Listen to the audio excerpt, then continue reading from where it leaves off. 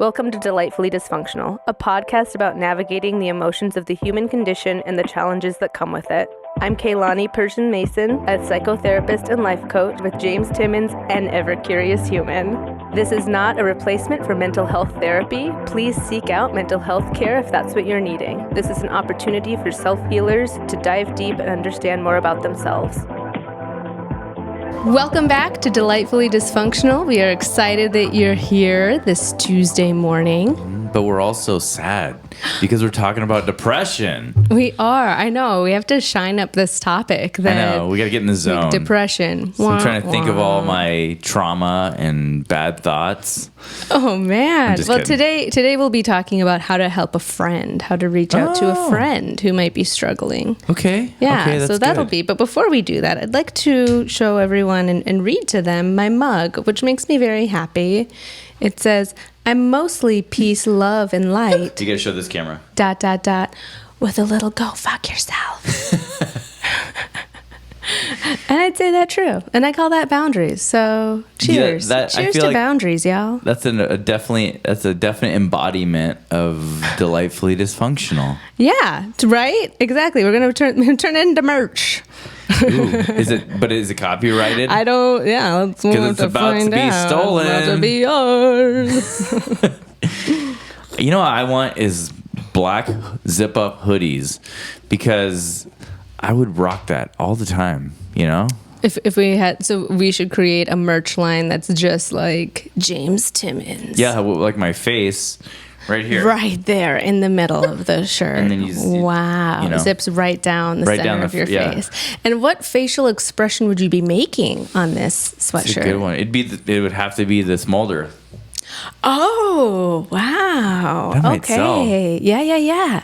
What about, well, maybe it doesn't market to you because now there's all of this like specific, marketing to everyone's needs, but around like Father's Day usually or the holidays, I always get ads to buy my husband socks that have like their kids' faces or your animals' faces on it. And I just pictured James Timmons smolder socks. Oh gosh, that was just like all over the. Would it be creepy if I bought socks for me with my face? Me? I mean, yeah, but if you're promoting it, but it would be consistent with my personality, though, right? Like it would be weird for a normal person. I mean, it as a first impression, if someone were just meeting you, that could be a strange interaction. How would that go? Like, I would love. Look at your socks. I would love for that to be somebody's first impression. What would you say if I'm like, oh? Hi, nice to meet you, James. I would say... Tell me about these socks. I would say, tell me what it's doing for you. I feel really confused about... It's okay. About your ego and your need to look at yourself on your feet. I'd be like, well... I don't know. That would not be the reaction I would hope for. You're like, this isn't going the way that I planned. My ego. Oh no. How about my confidence? Your confidence. Oh, so confident I put my face on my socks. Smolder you know that socks. phrase. You know that phrase. Yeah. Everyone gets it. It's funny. Oh man, I'm excited about next week. Next week we have to skip a recording day, James. That's okay. Yeah, you gonna survive? Yeah, I'll probably just get wasted on Tuesday night and sleep in. Oh my gosh. I'm just kidding. This is my only responsibility in my life. The only reason I have to wake up. No. Oh, that's so sad. I'm joking. Hold on. Pause. If you guys are watching, you may have noticed that Keilani and I accidentally synchronized colors again. Right. No, I looked at him when he walked in the door. He didn't even notice right away, and I was like, dude. She goes, James. What? And I go, So we're both wearing white again. Yeah. But I think at this point it's a fun surprise for everyone. Yeah. I almost called Zach this morning just to find out what you were wearing. What's your wife wearing? That would not be a good text. Hey Zach, what's your wife wearing? That would be like grubby sweats. She's asleep. He'd be like, you know what? I think I need to talk to her about this whole podcast thing. Yeah. Yeah, no, you and Zach came and hung out with us on Thursday night at my office grand opening. It was lovely. Yeah, you got to see behind the scenes, and you got to meet a lot of my colleagues. So I got to see your office, whom you share with a friend, right? Your side of the office and your desk, though, sound a lot like your apartment, from what I hear. Very bare bones. Yeah. If I'm being kind, I'd say minimalist. Okay. Style. If I'm being real, I'd be like, what's going on here? It looks like someone's moving out. I need artwork. You're moving in. I need artwork in my life. Actually, that was something we talked about last time. I know. Was how you're going to spruce up your place. But I even looked at some furniture for you on Marketplace this week. Yeah. Okay. Now, you know what I need? I need a woman who decorates. And then she can do it all for me. I think you just got to step it up. You gotta put a little more effort into it. My brain, though, is just so all over the place all the time that I never even think about decorating. You know, I'm like Albert Einstein. I think you would like your environment more, don't you? Yeah. Feng shui the place. Get some good chi going. Whenever I imagine like we're Asian, isn't it a requirement that we do that? Yeah. Isn't that a thing? I think that was in the fine print. I'm leaning into my white trash side. But eating out of a can. Whenever I imagine like my dream like creative space, it's very like ultra modern IKEA. There's lots of like bright colors and nice decorations. All right. And you know, I shared this reel bright yesterday. Colors. Okay. Or like white, Okay. like bold. But like good lighting. But I shared this reel this morning, actually. This guy says, the magic you're looking for exists in the work you've been avoiding. And I'm like, because I am a creative mind. And over the years, I've had little bursts of like streaks. When you're in like flow. Yeah. Oh, those sweet spots. Yes. Where like I would have like a couple months where I'm creating content, and then it gets a lot of attention, and like and then I'm like, this is exactly who I want to be. And then like for some reason, I just stop making content because I get like depressed or something. And then I'll always be like, okay, I need to get back into it. Oh man, in a month, I really need to write all this content and have it preloaded. And I make it like really, actually now I'm talking about it, I make it way more difficult than it needs to be. More complicated. Where I could just be like, just make the content, James. Just make it.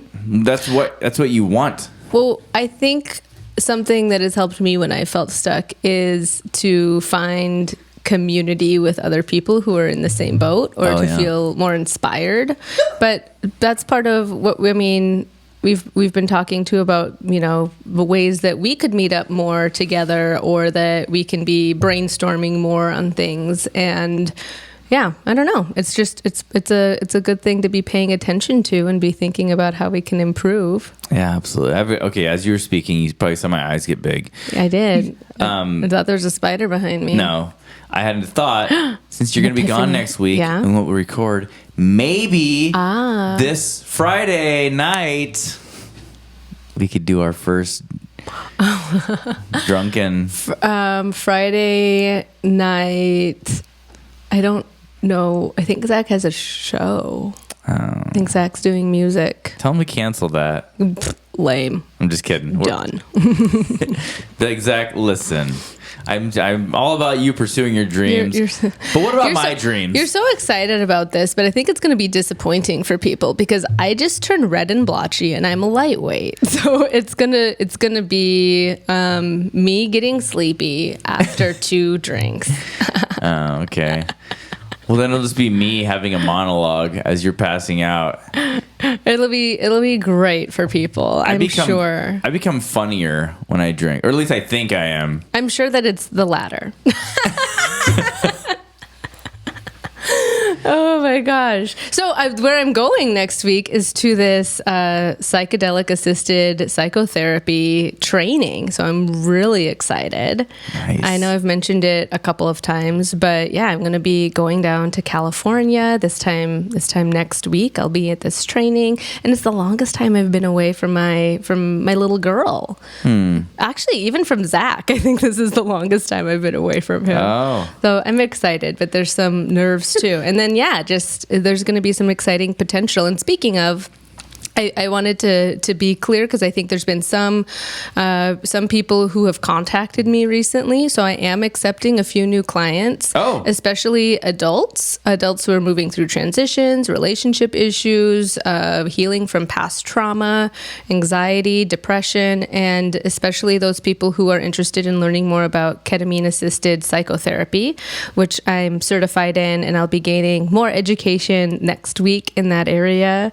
But those are topics that I'm very excited to talk about. And I've seen amazing results with my clients who have gone through ketamine psychedelic therapy, where you're going through these medicine sessions and then you have me helping you to integrate that, to prepare, to feel as though you're ready to really make shifts and changes in your life with the help of the tool of the medicine. So I don't know. It's exciting. I feel really passionate about my work right now, but I wanted to give a little shout out there. And I'll make sure that there is a link when we post for the how you can get a hold of me, how you can find me on my website. Yeah. I'm also accepting new clients to buy or sell homes. Always. There you go. Yeah. Yeah. See, for the sake of your business as a realtor, I think that you should give bachelor home tips in decorating that are kind of funny. Yes, like as if you're an expert. Oh my but gosh, they're kind of not great, but I'm sure it would still be an improvement. Oh, that's great. Yeah, there, I just gave you some content based on real life. Now the gears are definitely turning. I'm like, so the mattress on the floor. Here's what you do: get some cinder blocks and a board. It's like the ladies will just flock to this because who wants to climb up to a bed when you can flop down? When you can flop. Look at this flop. Bam. Okay, thank you for that. Yeah, There's a lot have of content fun. I'm excited. I'd like to have some kind of a shout out though. Okay. So no, I'm just kidding. I don't care. Yeah, that'd be weird. I'm like, credits. Flop down to the bed, Keilani. Ew, no. Oh, cringe. Oh man. All right, Will.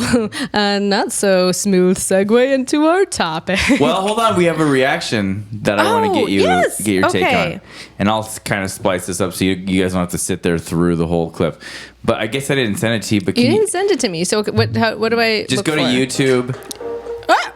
Shush, YouTube. I'm not ready for this. Go to YouTube and search for Joy realizes sadness is important. Yeah, something like that. It was the day the Prairie Dogs lost the big playoff game. Riley missed the winning shot. She felt awful. She wanted to quit.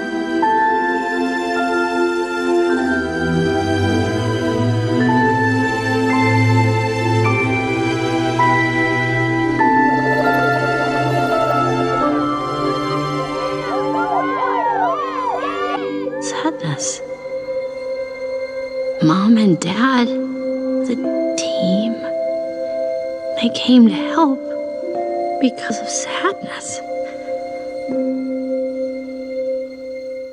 That ties in perfectly to what we're talking about too, doesn't it? Right. So this was a clip where, if anyone has seen the movie Inside Out, Joy realizes the need for sadness. And yeah, all emotions have a purpose. I think often we're raised viewing them as either good or bad. Mm-hmm. You feel good or bad. Good emotions, bad emotions. Don't show anger. Don't show sadness. Those are signs of weakness or not acceptable. And I would say that all emotions have value and meaning, and there's pleasant and unpleasant emotions, but to kind of feel as though we need to banish or disassociate from a feeling can also cause issues. Yeah. Where then we're self-soothing or trying to escape from it, and that can just make feelings of depression and sadness worse. Yeah.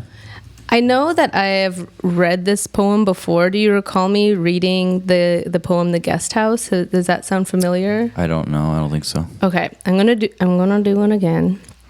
This is from Rumi, so it's been around for a long time. The Guest House. This being human is a guest house. Every morning, a new arrival, a joy, a depression, a meanness. Some momentary awareness comes as an unexpected visitor. Welcome and entertain them all, even if they are a crowd of sorrows who violently sweep your house empty of its furniture. Still, treat each guest honorably. He may be clearing you out for some new delight. The dark thought, the shame, the malice, meet them at the door laughing and invite them in. Be grateful for whatever comes, because each has been sent as a guide from beyond.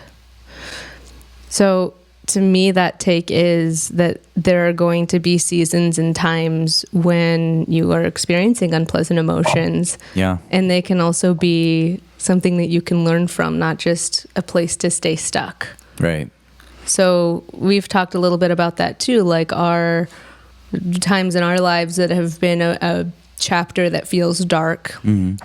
It wasn't forever.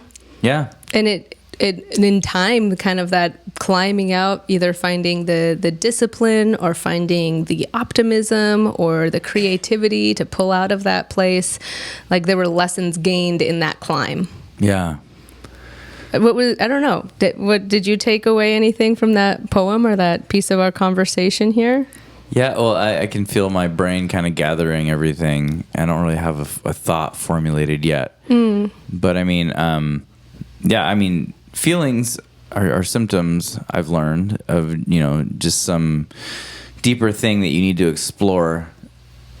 But I love that with the clip from Inside Out, just because I went through a season that I've shared, and you guys have all experienced my experience going through it, of my like anti-people pleasing. And I became kind of black and white with it, where I'm like, if I do anything to like gain the approval of people, then that's wrong, But then I realized, because you always say two things can be true at the same time, and that's true. So like, we are humans. We absolutely need other humans, and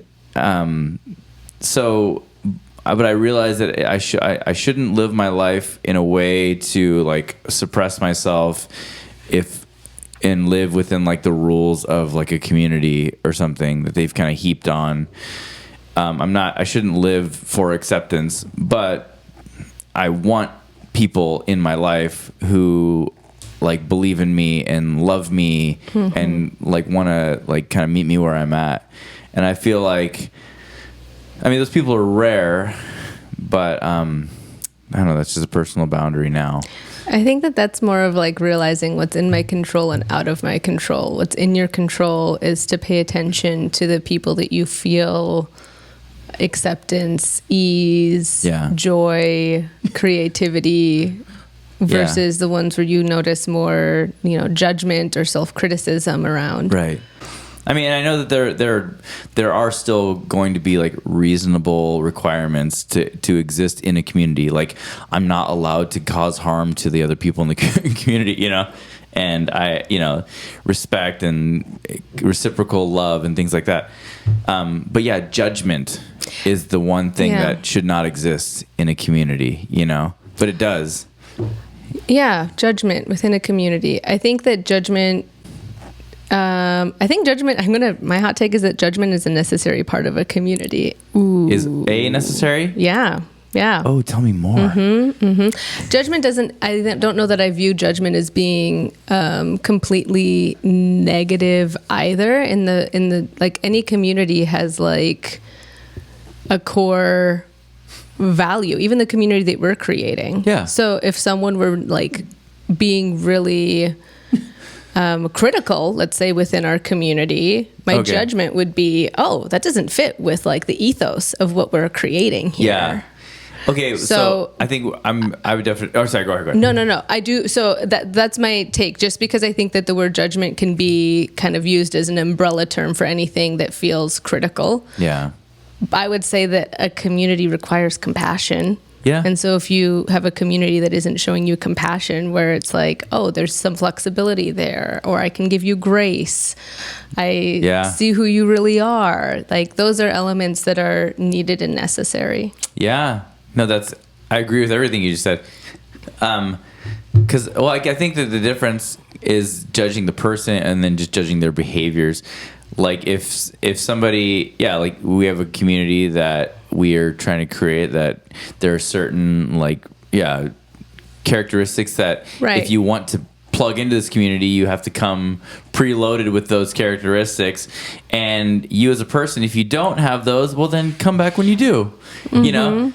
But, right. And so maybe it's a take too of like, okay, maybe I'm realizing that the community I thought I was a part of isn't the right fit, because I'm not feeling as though they're able to meet me with that compassion and that grace. Yeah. Then again, it's like that. It's a personal choice, and it's a understanding. Like, there's a grief in that. Yeah. There's a grief in that, and there's I think it's a slippery slope with like, disappointment Disappointment is going to be a part of your interpersonal relationships, and we don't always, the people pleasers or those who are seeking acceptance don't like that, and I don't like that either. It's unpleasant. Right. But it's true if you're wanting to have healthy boundaries, if you're wanting to have, some kind of ground rules for being an important person in your life or just being involved in your life. Yeah. So it's kind of the balance of caring and having compassion, and also assessing what are my needs, and am I like making the right decisions to feel my best self? Right. Am I surrounding myself with the right people? Yeah. Because we can't control what other people are doing. So this is like back to what is in your control versus like they're doing that thing and that's wrong. Yeah. Well, okay. What I think I am finding is the common thread between like our definition of a community and then just all communities is simply that people are not welcome into community if they are causing other people harm. And so like, but our definition of that is, curiosity, compassion, and grace and things like that. So if somebody comes in who's not doing those things, well, those are the anti characteristics of doing harm, Yeah. So, I think that's a good way to look at it. But so it's not really judgment. It's more just like boundaries. Right. But maybe the way that you were thinking or describing judgment might have been very different than the take that I had of being kind of mean, because there's a meanness that can come out, and to me that's like an offshoot of judgment. Yeah. Because judgment is like, as humans, just as biologically, I mean, like, our brains are wired to make judgments and make decisions on what is safe, and so. Like, there's some elements that I feel like we need to normalize the idea that, like, we judgy, all right? That isn't something you can, like, have a lobotomy and, like, remove from who you are in being human. It's a safety mechanism, too. Yeah. So it's about you making the right decisions. This requires you to know yourself. It requires, like, there was a time in my life where just asking myself, what do you need, Keilani? Was so difficult, because I had just been people pleasing. I was really good at knowing what you needed or what so-and-so needed, and like jumping, paying attention and making sure that I was going above and beyond in other ways. But did I ever pause and ask myself, what do I need? What do I want? And those are still things that I have to work on. Right. I feel like recently I even asked myself in being an entrepreneur and having different options available, that's exciting. It's also scary. And I had to pause and be like, what is it that I really do want? What I really want is like to make an impact, to have these powerful conversations, but also to have more family time, or to have to feel like I can take a deep breath and relax or feel good about what I'm doing. But it's good to ask yourself those things. Okay. Yeah. What you were saying reminded me of that scene from The Notebook when he's like, what do you want? And she's like, it's not that easy. What do you want? What do you want? Yeah, but it's funny because like that character. I mean, and actually that scene is actually really good because there was so much of her that was stuck in obligation or what do people want from me. And but so her that's heart really wanted Noah. right. Oh man, now I need to watch The Notebook. I can't watch it. Oh my gosh. I mean, will you cry? Yeah. Because I just laughed at your tears. That was so mean. Well, I mean, because, I'm in a season of singleness, but, yeah. And like, it is sad. Maybe that's why I haven't watched it in so long. Well, I remember when I was married, I couldn't watch that movie. What is it with Gerard Butler and where he dies? Oh yeah. What was that called? P.S. I Love You. Yes. I couldn't watch it because it just made me like, it made me like really freak out. Like my wife was going to die or something like that, Mm-hmm. And so, yeah. And I still to this day probably will never watch that movie because it just seems so heavy. It is heavy. Yeah. Yeah. I think reminders of our mortality or the mortality of our loved ones are hard. Well, especially since my marriage is over now, And I didn't preload any notes for the divorce. That would have been really sweet. Post-divorce, there's all these notes lying around. It would have been like stalking. Yeah, that would have been like, she'd be like, what's going on? You wrote them like. That'd be horrible. Yeah. That's terrible. I hope, don't listen to this. That'd be a really mean prank. Oh, man. So anyway, okay, question that I think will segue into the topic. And maybe you already have these as your notes. I don't know. But what would you say are some characteristics of like the perfect friend that when you're going through a really hard season of like depression, like what's the dream friend? Oh man. So if I were speaking with a client who were struggling and I was wanting them to be more open and honest with the people in their life, I'd say think of someone who you feel is compassionate, who would be able to listen to you, to tolerate the conversation, and tolerate in terms of there are people who have a different emotional tolerance for heaviness. Yeah. Right? I have some friends and they are great if I want design advice or a recipe or a stroll in the park, right? Yeah. And then I have some friends where I'm like, I'm going to go to you and I'm having my like dark night of the soul and I am torn up and I need that compassion, but also just for you to hold space. That's kind of a therapy term, but it means that you can tell that the range of emotions that you're feeling isn't rattling me. I can create a safe place for you to express that without you being worried about me having discomfort. So I'd like a friend who could have that kind of a mindset for me to share or to ask for support. So I'd have a conversation about what those qualities look like. Yeah. And as far as the things that someone should be looking for, like if friends are feeling depression, if your friends you're noticing big changes in their mood or in the way that they interact with you, these are some specifics that I'd want you to look for.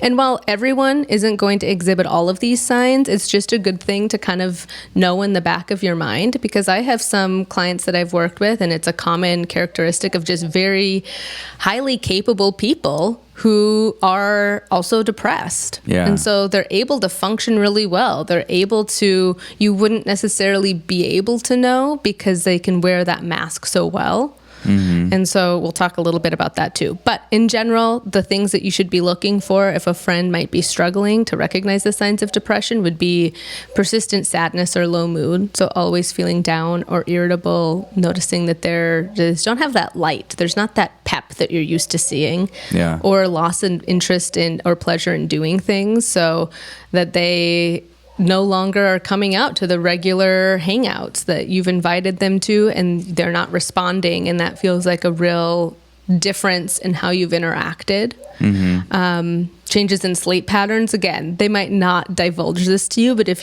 they do, then you have that information. So are they having any difficulty falling asleep or staying asleep? Are they mentioning difficulties with sleep a lot? And check in on your friends who are new parents, because they're not getting good sleep, and that most definitely is going to affect mental health. Yeah, that's a huge factor in mental health. One of those ingredients is being a glorified houseplant, like I've said. Like, you need sunlight, you need sleep. There's a few basics. Changes in appetite and weight, either eating too much or too little. Fatigue, low energy. I'm kind of going to go through some of these or combine them because it's quite a list. But even physical symptoms, people can have more headaches or stomach aches, more unexplained aches and pains. So depression can actually cause some physical sensations of pain too. Negative thinking patterns, which you'd be able to tell from the way that they communicate with you or just are talking about, like, you know, oh, it's another bad thing, another crappy day, things like that you would notice. In more extreme cases, you would also maybe see differences in hygiene or appearance, not really caring about the way they look or not taking proper care of their hygiene, maybe more substance abuse, drinking more, things like that, or even expressing suicidal thoughts or suicidal behaviors that can sound not always like I'm going to kill myself or I'm having thoughts of doing that. It might sound like I wish I could just disappear. Yeah. Or I just want to fall asleep and not wake up. Sometimes it sounds like that kind of, it doesn't always sound as explicit. So if you have a friend and these are some things that you're noticing, it might feel really overwhelming to know how to help them. Or perhaps you've tried to give them advice and it hasn't stuck. Or maybe you just haven't even known where to start. Yeah. Yeah. Okay. So as you were speaking, I had a couple thoughts. I don't know. I think a good to be that friend that's going to go into like hold space and go into those like dark places. I feel like there's a couple things that I've learned that are like will protect you from like the heaviness. And and I've said this a billion times on this podcast, but that's curiosity and compassion, because a lot of times I've noticed there are two types of people when you are sharing something heavy. There's one type of person that will listen to you and looking for like diagnoses or solutions, and then there's the type of people who are just there for support. And I saw there was this one reel I shared the other day. Do you follow Dr. Becky Good Inside? Mm-mm. Okay, well let me find this reel real quick. I'm sorry.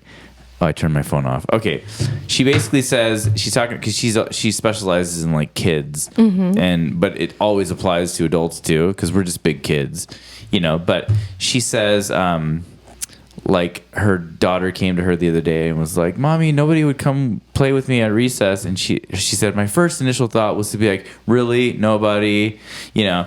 But then she's like, "Oh, actually," then I thought about it and I realized like she felt like we feel alone or we feel overwhelmed in our feelings because we feel alone with our feelings. And then she said, then she kind of got around to it where she said, that phrase, people are usually looking, when they're feeling overwhelmed, they're not looking for solutions, they're looking for support.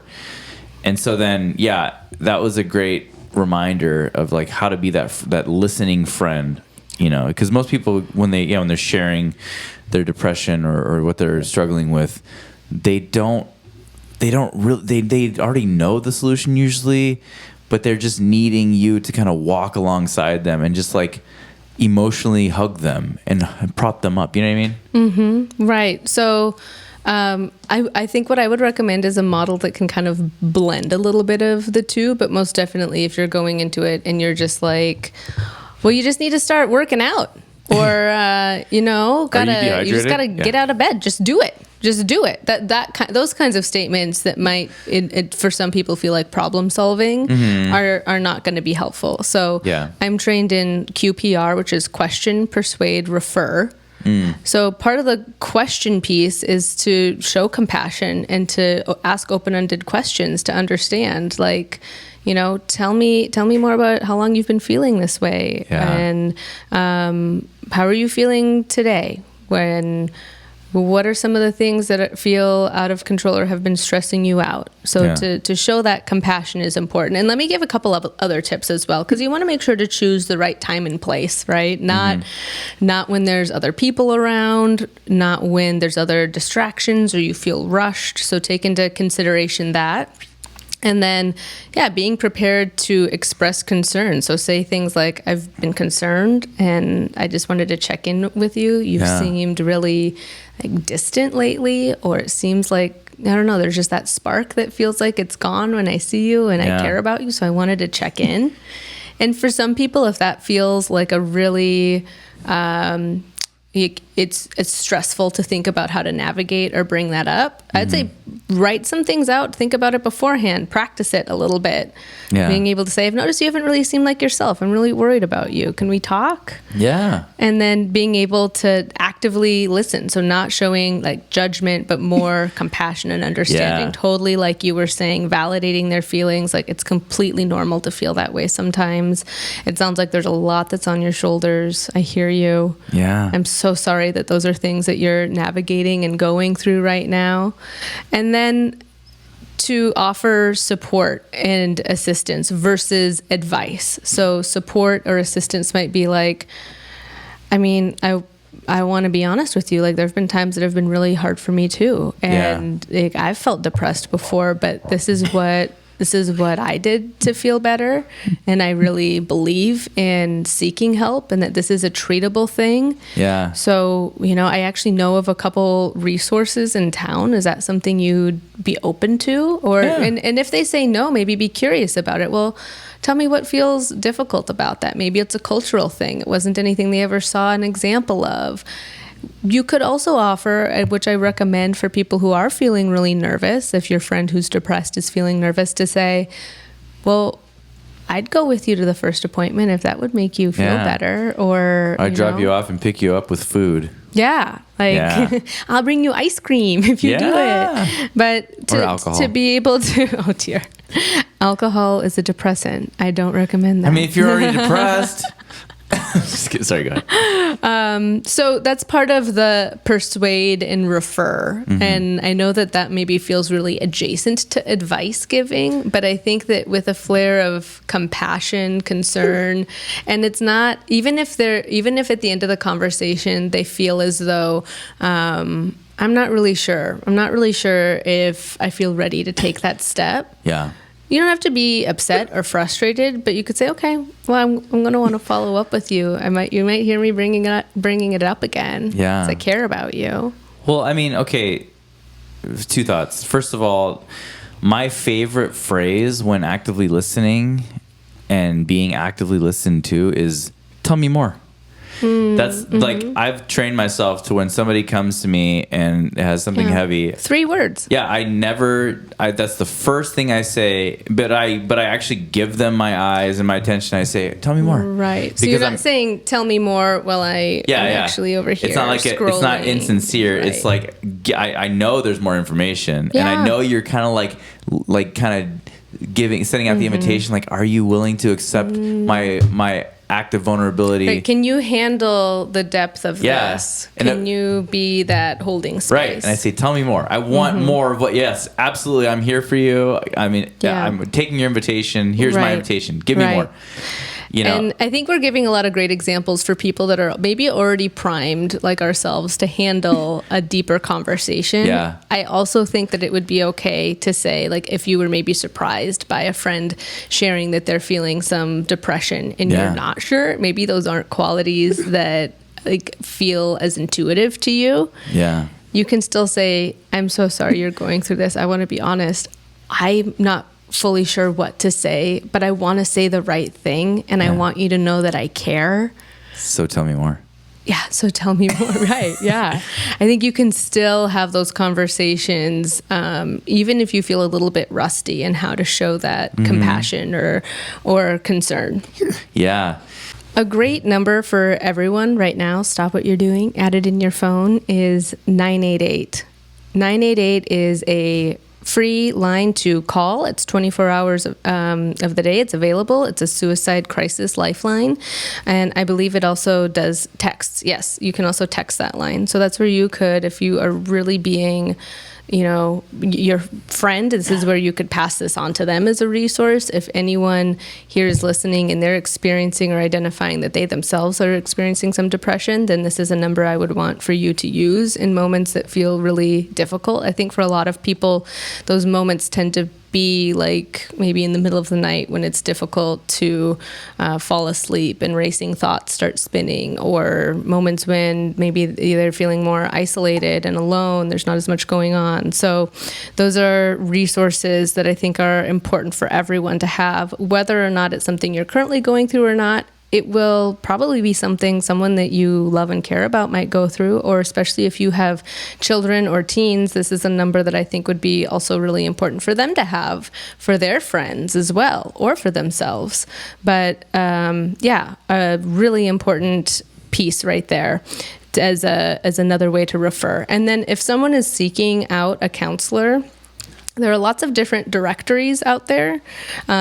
This doesn't mean that none of them are like comprehensive directories, because it's each individual counselor's decision with what they sign up for. But Psychology Today is one, Therapy Zen, and then there are some where you're able to, like BetterHelp, where it's its own company to link you up with a telehealth therapist, or Headway is another one. But to be able to find a local counselor that really meets your needs, or to work with a center or an agency in town that provides counseling services. So,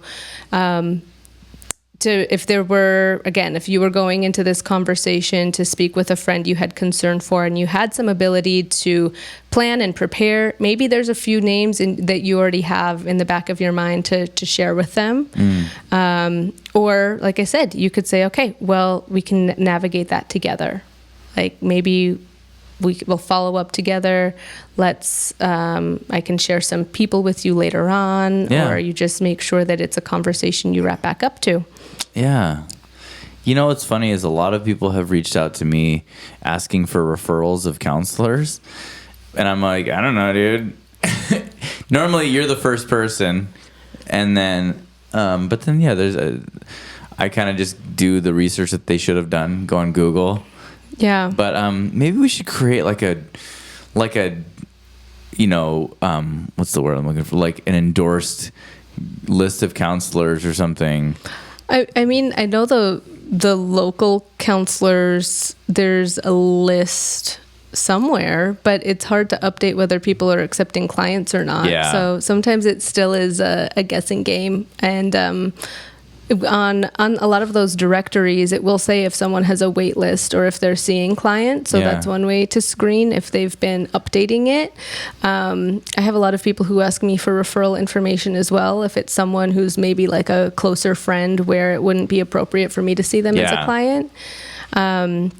Another thing I wanted to mention too, again, I had already said that I have a couple spaces available for clients, but if you are outside of Washington State, I could see you as a life coaching client as well. Okay. So there's some differences there, but that allows me to provide telehealth services to anyone. And coaching is different than therapy, but a lot of the foundational pieces of being able to show empathy, being able to provide resources to help guide, all of the like kind of meat and bones looks the same. Yeah. So just another opportunity if you already feel as though I might be someone you would work well with. Yeah, or you can just DM me and I'll just tell you my thoughts. You'll be the armchair therapist. Yeah. We'll see how that goes. Yeah. Okay, well those are my tips right there for talking to someone about a topic like depression and suicide that can feel really heavy, but this is really about how can we be a good friend to those people, because you might not know, you might not realize. And this is a trying time for a lot of people with the economy not doing well. I know that that's affected a lot of people with their mental health. So it might be a good time to tune in and check in with your loved ones, really assess and think about, is anyone struggling? Again, our last therapy session, James, our last recording session we did, we also talked about seasonal affective disorder. So with this changing seasons, I think it's a timely conversation. I get by with a little help from my friends. Oh. Do we have an advice? Do we have advice? Let me see. Please write to us and give us advice. That was beautiful. Okay, we do have advice. Here we go. Dear Keilani and James, I hope this message finds you well. I've been a loyal listener of your podcast for quite some time. Well, quite some time would just be since March. But thank you, dear listener. We appreciate you so much. I mean, if you stuck it out since then that's admirable. Woo! I found your advice on various life challenges to be very insightful, and I'm writing in today because I'm facing a problem and I'd really like your help. My situation revolves around my relationship with certain family members who have a history of codependency. Over the years, I've noticed a pattern where they often turn to me to solve their problems, both big and small. And while I value my family and want to support them, I'm finding it increasingly difficult to balance their needs with my own. I used to feel as though it felt good to be needed and I wanted to help, and now it feels unbalanced. I've reached a point where I feel overwhelmed and drained or even guilty if I'm not meeting their expectations. And I've come to realize that this dynamic is not healthy for any of us, and I need to protect my mental and emotional health. I'd like your advice on how to navigate this situation and how to communicate that to my family without any big conflict or hurt feelings. I want to be there for them, but I also need to prioritize my own self-care and mental health. I'd love any strategies you have for how I can maintain those boundaries. They tend to resist change or push back against them when I've tried. Thank you in advance for considering my question, and I look forward to hearing your thoughts on the podcast. Your guidance means a lot to me, and I look forward to hearing more. Warm regards, family drama. He or she gave themselves a little code name like Dear Abby. Yeah. Dear family drama. Dear family drama. Oh, yeah. I think that it sounds like this person is really noticing their needs differently. Yeah. And I'm glad that they're having some insights, but yeah, it can be really hard when you're a part of a family system that kind of puts a certain role on your head, or that you're always the fixer, or in other families, you're always the screw up, or whatever label it is. It does feel difficult to break out of that. Yeah. And that's a piece that I'm hearing from this person. Well, what sucks is that like people won't give you a job if you do it terribly. So that means that I'm just gonna assume this is a woman, okay? No, I'm not. I think it probably is. Okay, but oh my gosh. Okay. Anyway, it's hard to just say like they. Just say she. Let's assume that it's a she. Okay, there isn't any indication, but I guess I would kind of assume the same. It doesn't really matter. This is advice that I think would fit a man or a woman. That's true. Hopefully. Okay. Well, I think, it's nice that it's like a compliment that she's sought after within her family to like be the problem solver. Right. They see her as being capable. And obviously like emotionally sound and available. But yeah, it sounds like she's much of a giver and they're taking. And so then that is just an imbalance of energy, and that is draining, especially on your mental health. Because a lot of times when you're in that situation, especially with your family, they think you are connected to me whether you like it or not. I'm going to dump like everything an on you. obligation. Yeah. And then it's so unfair. I remember I knew a lady like this whose family always had whatever town drama. What they watched the news all the time. Like anything they heard, they would call this person with that latest drama. And I would sit there and watch her just, accept all that drama from her whole family. Mm-hmm. And it would beat her down. And I finally said, it is not fair to you to like tell your family that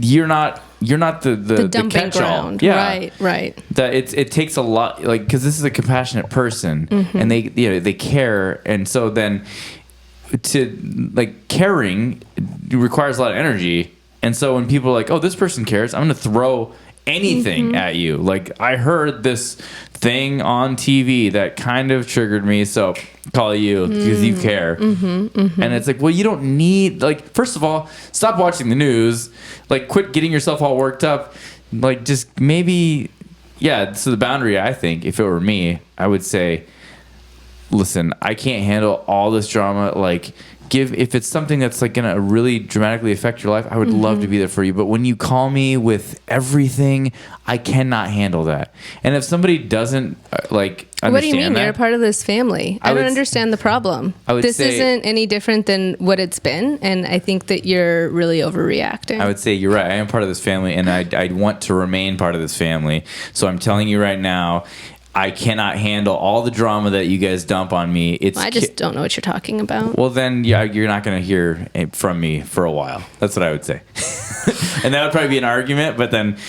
I think that this goes to show that you probably have more practiced boundaries. Yeah. I think for people who fall into this pattern of being a people pleaser and maybe having this established codependent relationship with family for, I'm assuming, like decades, even the idea of setting a boundary feels mean. Yeah. And my message to you is that it is not mean. It is necessary, and that in life there will be times when you disappoint people. That does not mean that you are a bad person. Right. It means that you have expressed needs. And I hope that, that we are also... we're disappointing people strategically. That sounds so funny. Yeah. But does that make sense? Like, you're not just saying... no and being uncaring across, in situations where maybe it would be good to be a participant within that community, but that if this is crossing a boundary for me, if this is not allowing me to protect my own well-being, right, then I'm going to have to say no. And the fallout is going to be disappointing others. I have to learn how to be okay with that, because a lot of the dynamics within families and codependency is also that family member is capable of, let's say, screening what they're watching better. Yeah. Or instead of falling into an anxiety spiral, I think that's kind of what you were describing. Mm-hmm. They're capable of managing, maybe being the liaison or the referee between conflict within family members. Yeah. They're kind of making a cop-out by contacting this person. Yeah. So to be less available and to have some variations of no on hand. Right. So,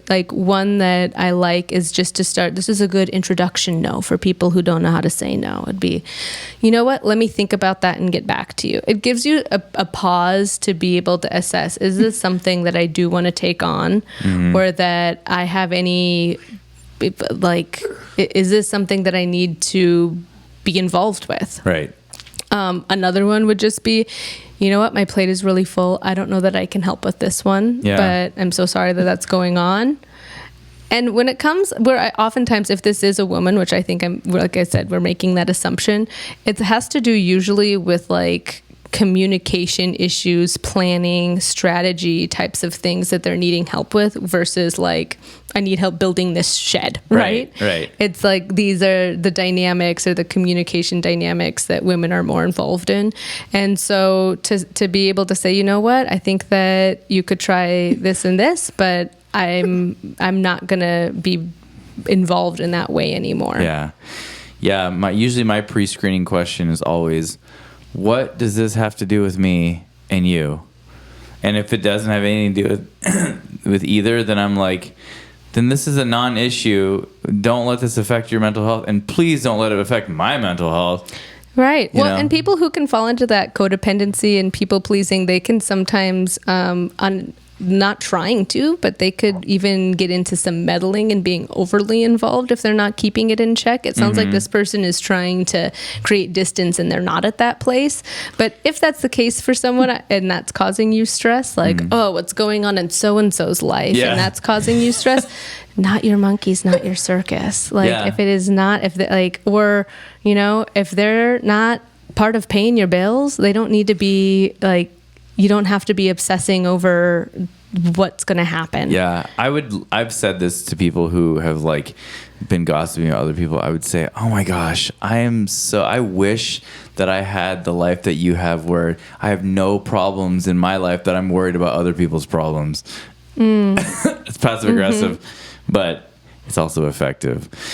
Yeah, I think when someone has the temptation to gossip, that's a good thing to remind yourself of. Wow, you must not have much going on in your life. That's great. Mm-hmm. Right. So I would say that this person needs to try and make themselves less available to their family, really think through like how they would like to say no, be aware of the traps you might be falling into. If you see family members calling, you might want to have a different kind of like preparation for that conversation than you normally would. Yeah. And it is going to feel uncomfortable. They're going to probably push back against it, but it isn't going to be forever. Yeah. There's a bit of training them to the new way that you're wanting to interact with them in this healthier way. And then when it comes to finding a balance of your own needs, I'd like this person to really get clear about their personal life and what it is that they would like to see improvement in. If you're noticing that there's some deficits or that things are struggling, what kind of self-care can you add in? Yeah. So not just the practice of the boundaries, but what can we introduce to bring some more balance to? Yeah, and like feeling like you're being mean by setting boundaries, you have to remember that phrase, clear is kind, unclear is unkind. So if you're offering clarity of how you're feeling and people are not receptive, well, you did the kindest thing by like saying, hey, from now on, when you come to me with like nonsense issues or whatever, then I'm not going to be receptive and I'm not going to want to help you through it, you know? And maybe say like... Yeah, say it differently. Right. Maybe say, I'm going to therapize it. Like, if it's something that I know that you could try to solve on your own, I just don't have the energy. My capacity is full and I have to take care of myself. It's kind of like when my kid's like, Dad, how do you spell car? I'm like, well, it sounded out. Oh, CAR. Yes. You did it all by yourself. Right. Yeah. It's kind of empowering them to also be a part of their solutions that they're trying to find and not just be reaching out to you all the time. Yeah, and you're equipping them too. Right. Yeah. And if this person, again, like I would love the idea of them creating some kind of like, what is the self-care that I'm needing? How can I disconnect? You could even, if it has to do with like having different controls on your phone as far as when you're available, stuff like that. Those are things that all make sense to do. And I think that raising a family, this person doesn't say if they have a family or not, but just raising a family, adulting in general is difficult and complicated. And it's good to really exercise that muscle of what are my needs here? How can I still support my family or be kind to them while still having a boundary? And I think you can walk that line. You can say, I care about you so much. I love you so much, but I'm not able to be my best self if I'm not taking care of these other things going on in my life. Right. But on the other side of the coin, if it's a friend in need of help and support through a really heavy thing, we've just given you all the tools for that. So bada bing. I know. Here we're talking about like how to help someone and then how to pull away. But I think these are two completely different issues. Yeah. And if it's a family member or a friend who's continually coming to you with being depressed and you've maybe already tried everything that I've described, I can understand how that would be frustrating. And it's definitely time then to have conversations about what is needed next and how maybe the family can help that person. I think that's kind of blending the two topics, but that can be a dynamic that comes up too. Yeah, I feel like that all action should always be the end game, but like, you don't want to start there. But if somebody is not taking action, then it's kind of like, well, you can't just sulk. You can't just live in this place. You gotta start taking some action. Right. What's the baby step to pull out? Even in depression, it doesn't. I think the issue that's difficult is you don't feel like doing anything. Right. So that first step it doesn't mean you want to do it. Yeah. It doesn't mean it's comfortable doing it. It just means it's necessary to do it. Yeah. Just do it. Yes. Well, thank you so much for tuning in this week to Delightfully Dysfunctional. I'd love to know which of these tips was helpful for you. If you can reply in the comments or if there's anything that stood out to you. If you have advice that you're needing, we would love to hear it. Please check out the link and have a wonderful rest of your day. Tune in next Tuesday to Delightfully Dysfunctional. Double D. We'll see you next time. Bye-bye. Bye.